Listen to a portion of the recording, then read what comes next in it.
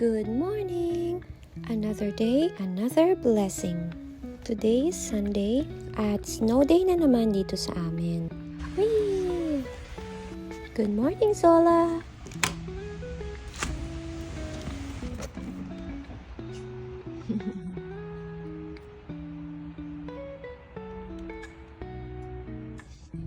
Tuwing umaga, pinaglalaro namin si Zola sa backyard. Mainam ito para sa kanya. Sabi ni Daddy para hindi daw siya tumaba.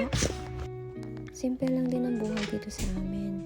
Kapag weekend, maraming tao makikita sa mga bahay-bahay nila, naglilinis, o di kaya pumupunta ng grocery. Napakagandang pagmasdan ng snow. Kaya lang, sobrang lamig talaga. Ayan si Kuya na kapitbahay namin.